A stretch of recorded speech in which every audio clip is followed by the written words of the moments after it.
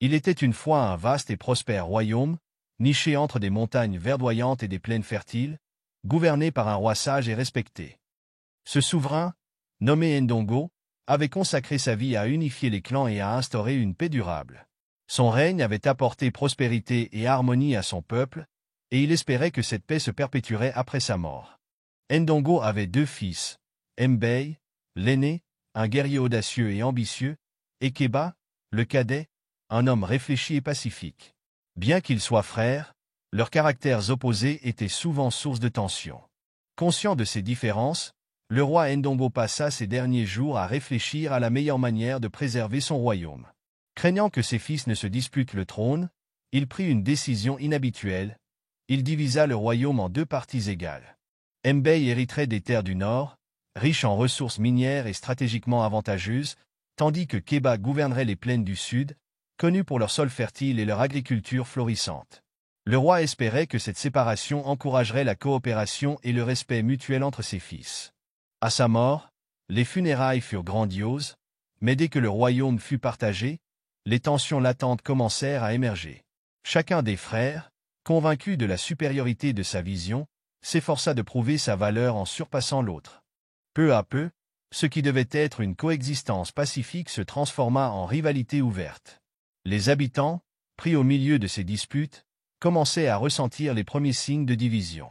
Ainsi débuta l'histoire de 2 frères liés par le sang, mais séparés par l'orgueil, et d'un royaume qui risquait de sombrer dans le chaos. Au départ, la séparation des terres semblait fonctionner. Mbey, dans le nord, déploya son énergie pour renforcer l'armée et exploiter les mines d'or et de cuivre. Il rêvait d'un royaume puissant, capable de conquérir de nouveaux territoires et de s'imposer comme la plus grande force de la région. Ses soldats étaient entraînés jour et nuit, et les forges du Nord ne cessaient de cracher des étincelles alors qu'il préparait ses troupes pour des campagnes ambitieuses. Pour Mbey, la grandeur d'un royaume se mesurait à sa capacité à étendre ses frontières. De son côté, Keba adopta une approche totalement différente. Dans les plaines du Sud, il investit dans l'agriculture et l'éducation. Il encouragea les paysans à innover dans leurs méthodes de culture et fit construire des écoles pour enseigner aux jeunes générations l'importance du savoir. Sous son règne, les marchés du Sud prospéraient, les récoltes abondaient, et les villages débordaient de vie. Pour Keba, un royaume fort reposait sur la stabilité intérieure et le bien-être de son peuple. Cependant, leurs visions opposées du pouvoir ne tardèrent pas à alimenter les tensions. Mbey considérait Keba comme faible, accusant son frère de négliger les préparatifs militaires et de mettre le royaume en danger face aux menaces extérieures. Keba, quant à lui, méprisait ce qu'il voyait comme une obsession destructrice pour la guerre et la domination. Les premiers désaccords éclatèrent lors d'un conseil, où les émissaires des 2 royaumes ne parvinrent pas à s'entendre sur des échanges commerciaux. La rivalité s'intensifia lorsqu'Mbey ordonna à ses soldats de prélever une taxe sur les marchands du Sud traversant ses terres. En réponse, Keba bloqua les livraisons de nourriture vers le nord, provoquant des tensions parmi les habitants. Ces actions, motivées par l'orgueil, accentuèrent la méfiance entre les 2 frères. Les sages du royaume tentèrent d'intervenir, rappelant aux 2 rois les souhaits de leur père. Mais ni Mbey ni Keba n'étaient prêts à faire un pas en arrière. Chacun voyait dans l'autre un rival à abattre plutôt qu'un frère à honorer. Ainsi, ce qui aurait pu être une coexistence pacifique se transforma en une guerre froide, annonçant des jours sombres pour le royaume. Les graines de la division étaient semées, et les vents de l'orgueil soufflaient de plus en plus fort. Les tensions entre Mbey et Keba, jusque-là contenues, atteignirent rapidement un point de non-retour. Les échanges diplomatiques se raréfièrent, remplacés par des messages de défi et d'accusation. Le royaume autrefois uni sous la sagesse de leur père se trouvait maintenant fracturé par l'orgueil de ses héritiers. Mbey, dans le nord, accéléra ses préparatifs militaires. Il envoya ses soldats s'emparer de terres frontalières, prétextant que ces territoires étaient historiquement nordistes. Les villageois, pris entre 2 feux, fuyaient leurs maisons, laissant derrière eux des champs abandonnés et des communautés déchirées. Mbey ne voyait là qu'une étape nécessaire pour asseoir sa domination. Un royaume fort doit s'étendre, répétait-il à ses conseillers.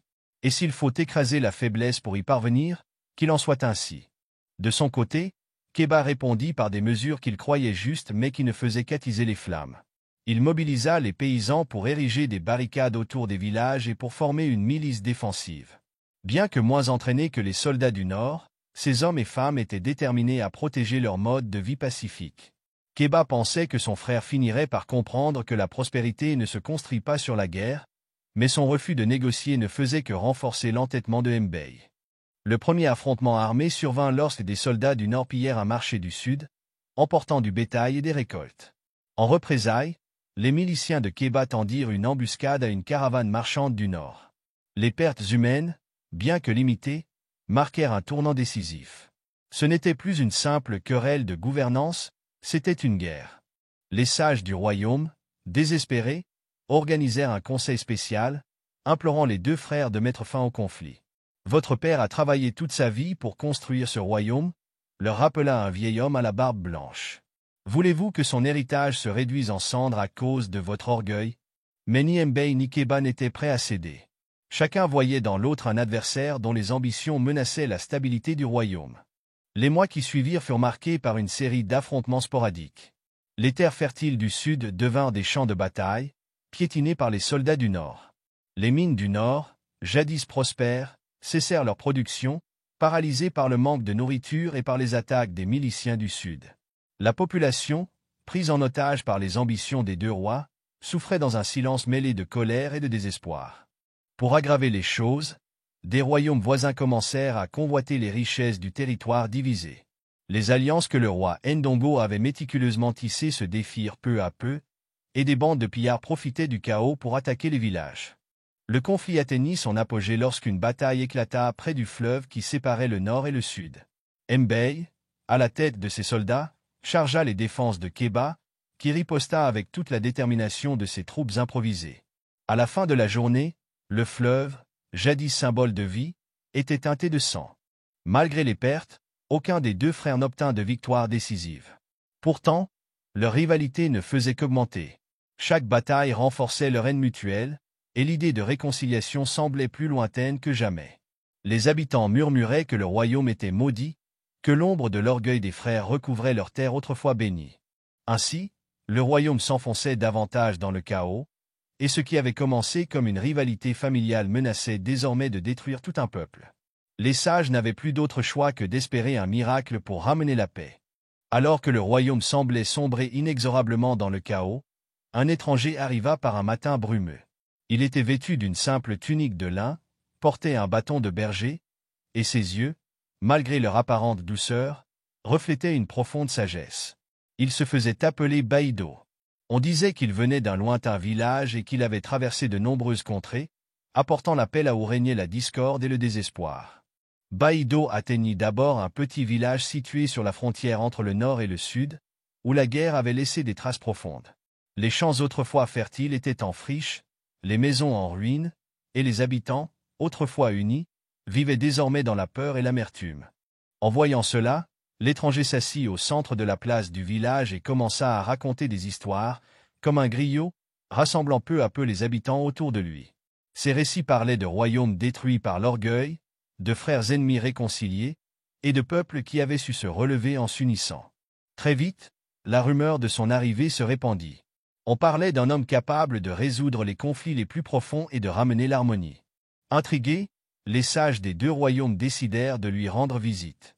Ils implorèrent Baïdo d'intervenir auprès des deux rois, de leur faire entendre raison. « Nous avons tenté de les convaincre, » expliquèrent-ils, « mais leur orgueil est plus fort que leur amour pour ce royaume. » Baïdo accepta, mais à une condition, il devait rencontrer Mbey et Keba séparément avant de tenter toute médiation. Les sages, bien que sceptiques, accédèrent à sa demande. Baïdo se rendit d'abord dans le nord, où il trouva Mbey dans son camp militaire, entouré de ses soldats. Le roi guerrier, impressionné par l'aplomb de cet humble berger, accepta de l'écouter, mais uniquement par curiosité. Baïdo s'adressa à lui avec respect, mais sans flatterie. « Grand roi, dit-il, tu rêves de bâtir un empire grand et puissant. Mais dis-moi, sur quoi construis-tu ton royaume?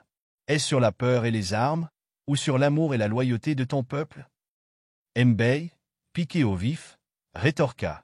« Un roi fort doit s'imposer, sinon il sera dévoré par ses ennemis. » Baïdo répondit calmement, « Un royaume bâti sur la peur finit par s'effondrer, car la peur n'est jamais loyale. Réfléchis à ce que tu veux vraiment laisser derrière toi, des terres conquises ou un peuple qui te chérit. » Bien que Mbey ne le montrât pas, ces paroles semèrent une graine de doute dans son esprit. Baïdo se dirigea ensuite vers le sud, où il trouva Keba dans une école, enseignant aux enfants. Contrairement à Mbey, Keba l'accueillit avec chaleur et curiosité. « Je sais pourquoi tu es ici, » dit le roi pacifique. « Tu veux me convaincre de tendre la main à mon frère. Mais comment puis-je faire cela alors qu'il ne cherche qu'à détruire ce que j'ai construit ?» Baïdo répondit, « Ton frère est aveuglé par son ambition, tout comme toi tu es enfermé dans ton ressentiment. Tu te crois meilleur que lui, mais en refusant de pardonner, tu nourris le même orgueil qui vous divise. Crois-moi, la paix n'est possible que si elle commence dans ton cœur. » Keba, bien que touché par ces paroles, resta silencieux. Après ces rencontres, Baïdo réunit les deux frères sur le vieux pont qui reliait jadis le nord et le sud. Ce pont, à moitié détruit par les guerres, était devenu un symbole de leur division. L'étranger leur proposa un défi. « Si vous voulez prouver votre valeur en tant que dirigeant, travaillez ensemble pour reconstruire ce pont. Mais attention, vous ne pourrez le faire qu'en collaborant. » Toute tentative de travailler seul échouera.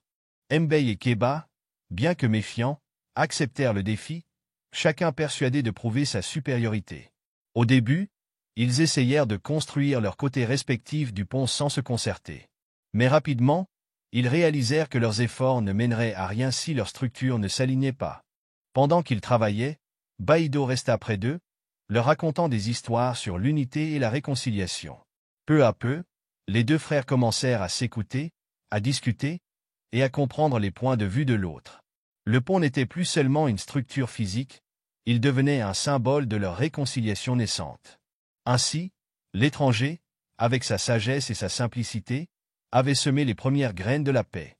Le chemin restait long, mais pour la première fois depuis des années, une lueur d'espoir brillait dans le royaume. Lorsque le pont fut achevé, il ne représentait pas seulement une voie reliant le nord et le sud, mais aussi un symbole puissant de la réconciliation naissante entre Mbey et Keba. Debout au centre du pont, les deux frères contemplaient leur œuvre commune, épuisés mais fiers. Pour la première fois depuis des années, ils échangèrent un regard sincère, dépourvu de rancune ou de défi. Baïdo, observant depuis le bord du fleuve, s'approcha doucement. « Vous avez construit ce pont ensemble, mais la véritable question demeure, qu'allez-vous faire de cette unité ?» demanda-t-il. Les frères restèrent silencieux un moment, chacun plongé dans ses réflexions.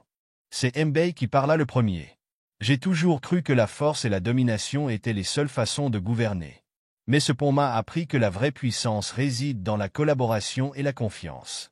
Je reconnais que j'ai agi par orgueil, au détriment de notre peuple. » Keba hocha la tête, touché par les paroles de son frère. « Et moi, j'ai cru que ma vision de la paix suffisait, sans essayer de comprendre tes ambitions. Mon refus de coopérer a nourri notre division autant que ta soif de pouvoir. Nous avons tous deux failli à l'héritage de notre père. » Les deux frères se regardèrent, un mélange de regret et de reconnaissance dans les yeux. Puis, dans un geste spontané, Mbey tendit la main. Keba hésita un instant, puis la serra fermement. Ce geste, simple mais chargé de sens, scella leur réconciliation devant les habitants rassemblés autour du pont. La foule éclata en acclamations. Les gens du nord et du sud, autrefois divisés, se joignirent aux festivités. Les soldats partagèrent un repas avec les paysans, et les enfants coururent d'une rive à l'autre, comme pour célébrer la fin de la séparation. Les jours qui suivirent, Mbey et Keba travaillèrent ensemble pour rétablir l'ordre dans leur royaume. Ils instaurèrent un conseil commun, où chaque région aurait une voix égale. Leur coopération inspira le peuple, qui, à son tour, redoubla d'efforts pour reconstruire les villages détruits. Sous la lumière du soleil, Baïdo quitta silencieusement le royaume, laissant derrière lui un royaume enfin uni. Ces dernières paroles résonnaient encore dans les esprits. La paix naît de l'humilité, et l'unité d'un royaume repose sur la réconciliation des cœurs. Le royaume, autrefois déchiré par la rivalité entre Mbey et Keba, retrouva son unité grâce à une leçon gravée dans la pierre du pont qu'ils avaient construit ensemble. Ce pont, plus qu'une structure, devint le symbole d'une réconciliation profonde et d'un renouveau pour leur peuple. Mbey apprit que la véritable force résidait dans la protection et le service, tandis que Keba comprit que la paix exigeait du courage et parfois des compromis.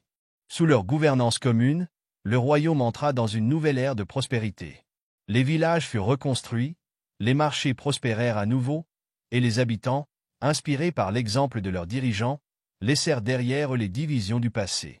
Le conseil qu'ils instaurèrent permit à chaque voix de se faire entendre, unifiant encore davantage le Nord et le Sud. Quant à Baïdo, l'étranger mystérieux, il quitta le royaume aussi discrètement qu'il était venu, laissant derrière lui une sagesse intemporelle. Un royaume prospère repose sur l'unité de ses dirigeants et l'humilité de leur cœur. Ainsi, le royaume devint un témoignage vivant de l'importance du pardon, de l'humilité et de l'effort commun, inspirant des générations futures à valoriser l'unité avant l'orgueil. Abonnez-vous à la chaîne pour découvrir davantage de contes africains riches en enseignements et en émotions. Activez la cloche pour ne pas manquer aucune nouvelle histoire.